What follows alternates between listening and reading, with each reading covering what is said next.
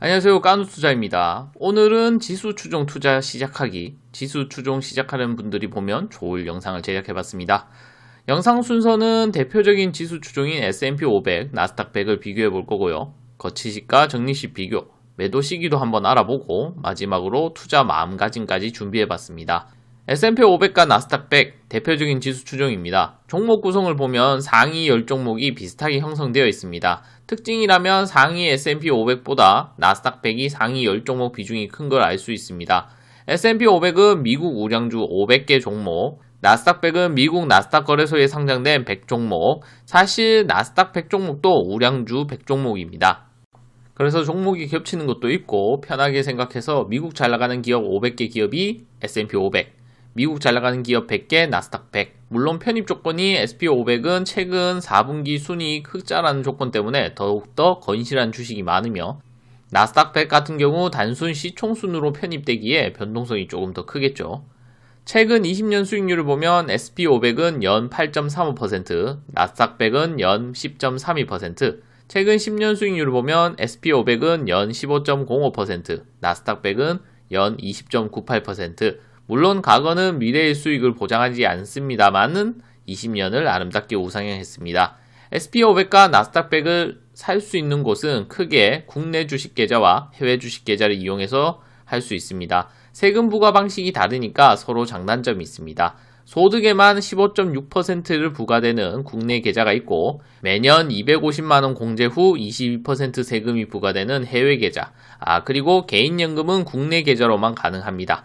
여기에 조금 더 부가적인 사항이 있는데 일단 이 정도만 알고 가시면 됩니다. 국내용 ETF는 상당히 다양하죠. 그러나 투자 종목에 미국 S&P 500, 미국 나스닥 100 이렇게 적혀 있으면 동일 종목에 투자하는 거니까 가격과 거래량을 보시고 매수하시면 될 것 같습니다. 보통 사람들이 많이 사는 게 좋습니다. 해외용 ETF도 이렇게 있습니다. 역시 이것도 가격과 거래량을 보고 판단해서 들어가면 되겠죠. 거치식과 적립식 비교해 보겠습니다. 이제 종목은 정했고 투자 방향은 정해졌죠. 이거를 한 번에 들어갈 것인가 혹은 나누어서 들어갈 것인가. 사회초년생 같은 경우 모은 돈이 별로 없으니 나누어 들어가면 되겠죠. 근데 자금을 조금 모은 사람들은 고민을 해볼 문제라고 생각합니다. 거치식은 예금이고 적립식은 적금 개념입니다. 매년 꾸준히 오른다고 생각했을 때는 보통은 거치식이 유리합니다. 하지만 주식 시장이 무조건 오른다는 보장이 없기에 신중해야 합니다.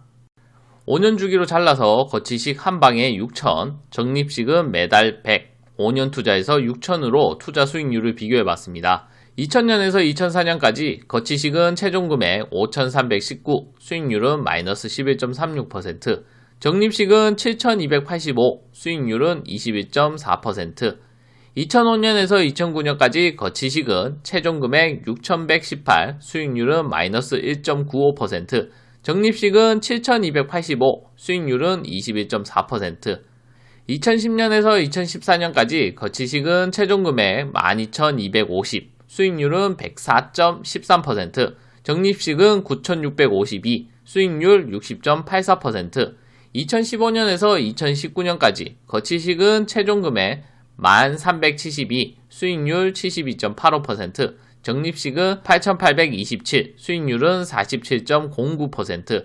자, 이걸 보면 S&P 500 연평균 수익률이 평균 이상이면 무조건 거치식이 좋습니다. 그러나 하락장 시기에 투자한다면 적립식이 유리할 때도 있다고 말씀드리고 싶습니다. 그래서 저는 정말 금액이 많다면 거치식을 일부 투자하고 나머지는 적립식으로 굴린다든지 무리하게 한 번에 들어가는 것은 말리고 싶습니다. 시장이 좋을 때 적립식으로 들어가도 매우 높은 수익률을 보장해주기에 조금은 나누어 들어가는 걸 추천해드리고 싶습니다. 그래서 거치식은 상승장에서 유리하고 최근 10년, 20년 보면 주식시장은 좋았기에 거치식이 높은 확률로 수익이 높습니다. 적립식은 하락장 변동성이 클 때는 적립식이 유리합니다. 올해는 금리 인상, 긴축, 인플레 우려 등 악재가 많으니까 적립식으로 가는 게 맞는 것 같습니다. 매도 시기, 분명히 존버하고 기다리면 수익이 보장되지만 1년간 열심히 투자했는데 주가는 제자리 걸음으로 찾아왔습니다. 너무 슬프죠. 그래서 다 팔라는 게 아니고 일부 조금은 팔고 가는 게 맞지 않나 생각됩니다. 그래서 언제 파는 게 좋은가? 차트 보조지표를 활용할 수도 있고 자산 배분, 리밸런싱을 통해서 팔 수도 있겠죠. 볼린저 밴드란 20일 이동평균선을 기준으로 주가가 어느 정도 위치에 있는지 알려주는 겁니다. 차트를 보면 고점 부근으로 흐르는 게 볼린저 상단이고 저점 부근으로 흐르는 것이 볼린저 하단입니다. 저것만 보면 단순히 주가가 낮은지 높은지 유추해낼 수 있겠죠. 물론 100% 맞지 않기에 볼린저 상단 기준 10% 정도만 매도하고 볼린저 하단과 121선이 만나는 지점에 그 10%를 매수하면 우리가 좋아하는 고점 매도, 저점 매수가 완성되는 거죠. 근데 차트를 보시면 아시겠지만 100% 정답이 아니기에 소액 정도만 매도합시다. 리밸런싱을 통한 매도 방식입니다. 이렇게 SP500, 나스닥 100 비중이 많이 늘었다면 SP500과 나스닥 100을 팔고 현금 10%에서 30%로 맞추는 방법입니다. 가장 단순한 자산 배분 투자 방식 중 하나이기도 합니다. 근데 주식을 매도하지 않고 계속 가지고 있었던 사람이 높은 수익률을 자랑했습니다. 그래서 그냥 계속 가지고 있어도 좋은 방법이긴 합니다. 버틸 수만 있다면. 투자 마음가짐. 지난해 S&P 500 수익률은 26.89%. 이 정도면 아주 훌륭한 수익률이죠. 근데 잘 나가는 주식과 비교해서 이거 살 걸 하는 경우도 있을 겁니다. 시총 높은 10개 수익률을 보자면 애플 33.82%, 마이크로소프트 51.21%, 아마존 2.38%, 구글 52.17%, 메타 23.13%, 테슬라 49.76%, 버크셔 해서웨이 30%, 엔비디아 125.29%, 존슨앤존슨 8.7%, 유나이티드 헬스 43.19%. 이렇게 보면 7개는 S&P 500보다 수익률이 높고 3개는 S&P 500보다 수익률이 낮습니다. 그래서 생각하는 게 저 3개 빼고 나머지 7개 샀으면 됐는데 괜히 S&P 500 했네 하실 수도 있습니다.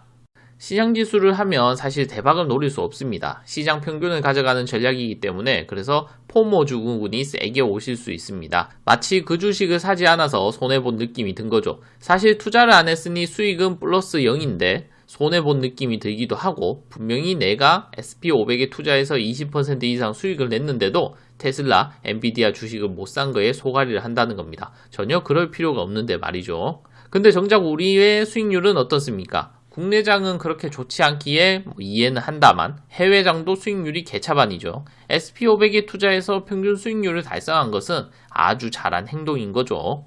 SP500과 나스닥 100에 투자해서 기본을 먹고 가는 거죠. 이 기본을 먹고 일정 부분은 알파로 가져가는 게 맞지 않나 싶습니다. 쓴 피는 무적이고 나스닥은 신입니다. 이상 지수 추종 투자 시작하기 영상입니다. 여러분들의 투자를 항상 응원하겠습니다. 감사합니다.